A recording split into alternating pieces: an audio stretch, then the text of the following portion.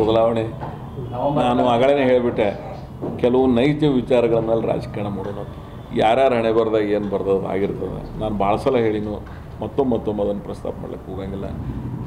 ಚುನಾವಣೆ ಪೂರ್ವದೊಳಗೆ ಏನು ಮಾತುಕತೆಗಳಾಗ್ಯಾವ, ಆ ಮಾತಿನಾಗ ನಡ್ಕೋತಾರಿಲ್ಲ ಅಂತ ನಾನು ನೋಡ್ತಾ ಇದ್ದೀನಿ. ಅವ್ರು ನಿನ್ನೆ ಒಬ್ಬರದ್ದು ಸ್ಟೇಟ್ಮೆಂಟ್ ನೋಡಿದೆ ನಾನು,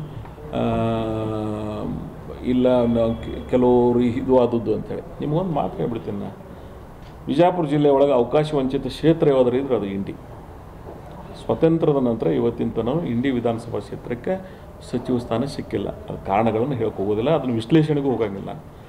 ಆಮೇಲೆ ಎರಡನೇದ್ದು, ಈಗ ನಿನ್ನೆ ಒಬ್ಬರು ಸ್ಟೇಟ್ಮೆಂಟ್ ನೋಡಿದೆ ನಾನು, ಅವರು ಫಸ್ಟ್ ಟೈಮ್ MLA ಆದಕ್ರ ಮಂತ್ರಿಗಳಾಗ್ಯಾರು.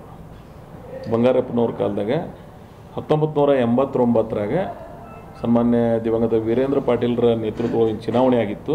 178ರಿಂದ 80 ಸ್ಥಾನಗಳು ಬಂದಿದ್ದವು. ಸೊ ಮೊದಲನೇ ಸರ್ಕಾರದ ಎಂದು ಯಾರೂ ಸಚಿವರಾಗಲಿಲ್ಲ. ಬಂಗಾರಪ್ಪನವರು ಸಚಿವ ಸಂಪುಟದೊಳಗೆ ನಮ್ಮ ಜಿಲ್ಲೆಯನ್ನು ಪ್ರತಿನಿಧಿಸ್ತಕ್ಕಂಥವ್ರು ನಾಡಗೌಡರು ಮತ್ತು ಉಸ್ತಾದವರಾದರು. ನಂತರ ಮೊಯ್ಲಿಯವರು ಮುಖ್ಯಮಂತ್ರಿಗಳಾದರು. ಆ ಸಂದರ್ಭದಾಗ BS ಪಾಟೀಲ್ ಸಾಸ್ನೂರವರು ಮತ್ತು BS ಪಾಟೀಲ್ ಮನಗುಳಿಯವರಾದರು.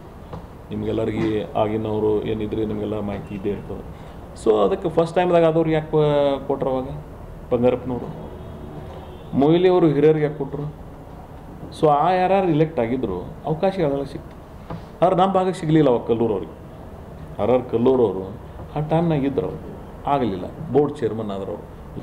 ಈಗ ಅವ್ರು ಹೋಸಲ ಆಯ್ಕೆ ಆಗಿರಲಿಲ್ಲ. ನಾವು 3 ಜನ ಇದ್ದೀವಿ ಆ ಶಾಸಕರು. ಏನು ಹೋದ ಚುನಾವಣೆ ಅಸೆಂಬ್ಲಿ ಚುನಾವಣೆ 2023 ಚುನಾವಣೆ ಇತ್ತು. ಆ ಸಂದರ್ಭದಲ್ಲಿ ನಮ್ಮ 3 ಮಂದಿ ಕರೆದಿದ್ರು.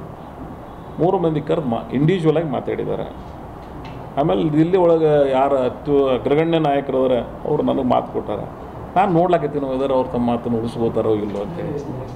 I will waiting for that. ಆಮೇಲೆ ಅದನ್ನು ಈ ಸಲ ನನ್ನ ಭಾಗದ ಜನ, ನಾನು ಭಾಳ ಡಿಸಿಪ್ಲಿನ್ ರಾಜಕಾರಣ ಮಾಡ್ತೀನಿ, ನಿಮ್ಗೆ ಗೊತ್ತದ. ಮನೆ ಮುಖ್ಯಮಂತ್ರಿಗಳು ಇಂಡಿ ನಗರಕ್ಕೆ ಬರೋ ಒಳಗೆ ನಮ್ಮ ದೊಡ್ಡ ದಾಂಧಲೆ ಎಬ್ಬಿಸ್ಬೇಕತ್ತಿದ್ರು. ನಾನು ಒಂದೇ ಕೈ ಮುಗಿದೀನಿ. ನೀವು ಯಾರೇ ಒಂದು ಶಬ್ದ ಇದ್ರೆ ಮಾತಾಡಿದ್ರಿ ಅಂದ್ರೆ ನಾನು ಇನ್ನೊಮ್ಮೆ ರಾಜಕಾರಣದಾಗ ಇರಂಗಿಲ್ಲ.